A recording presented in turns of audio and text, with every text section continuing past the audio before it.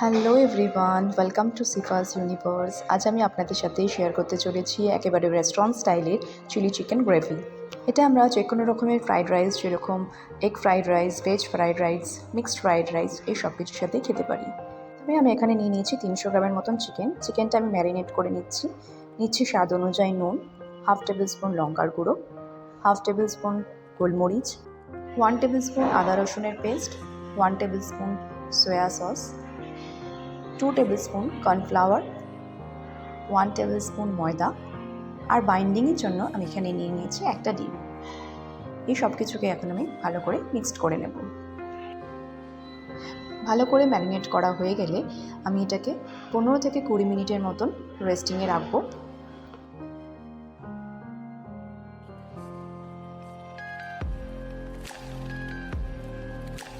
প্রায় 20 মিনিট পর এই ম্যারিনেট করা চিকেনগুলোকে ভাজার জন্য আমি এখানে নিয়ে নিচ্ছি পরিমাণ মতন তেলটা ভালো করে গরম হয়ে গেলে আমি এই চিকেনগুলো ভেজে নেব। চিকেনগুলো দেওয়ার সময় অবশ্যই মনে রাখতে হবে তেলটা যেন প্রপারলি গরম থাকে। যাতে চিকেনটা প্রপারলি বয়েল হয় তাই আমি মিডিয়াম ফ্লেমে চিকেনগুলোকে ক্রিস্পি করে ভেজে নেব। আমি এখানে অনেকগুলো চিকেনকেই একসাথে ভেজে নিয়েছি, আপনারা চাইলে অল্প অল্প করে ভাজতে পারেন।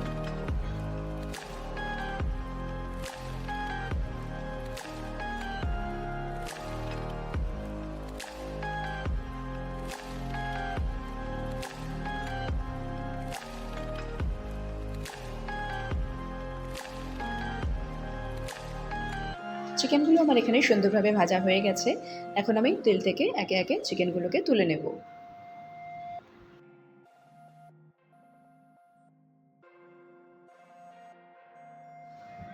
সবগুলো চিকেনই আমার এখানে ভাজা হয়ে গেছে। এখন আমি চিলি চিকেন করার জন্য গ্রেভিটা বানিয়ে নেব।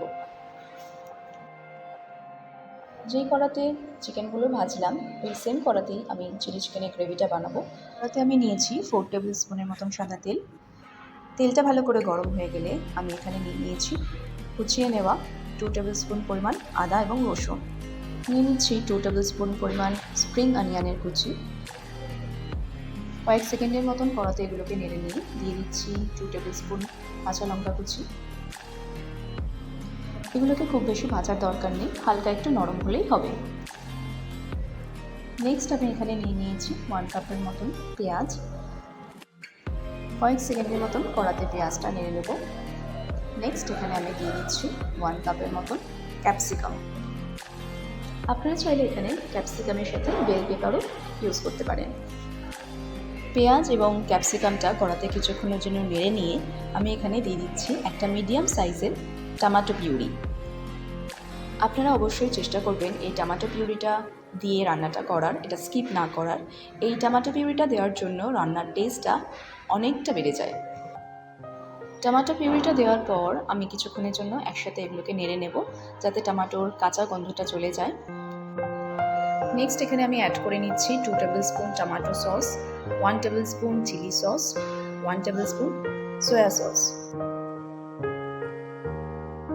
আর দিচ্ছি স্বাদ অনুযায়ী নুন, 1/4 টেবিল স্পুন কাশ্মীরি রেড মির্চ, 1/4 tablespoon black pepper powder, আর 1/4 টেবিল স্পুন চিলি ফ্লেক্স।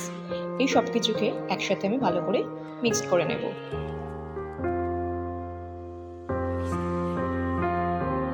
কয়েক সেকেন্ডের মতন কড়াতেগুলোকে একসাথে নেড়ে নিয়ে আমি এখানে দিয়ে দিচ্ছি প্রায় 2 কাপ পরিমাণ জল।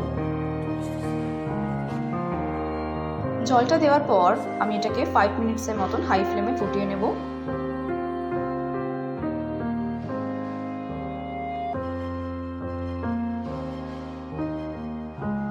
অ্যাড করে নিচ্ছি 2 টেবিল স্পুন কর্নস্টার্চ।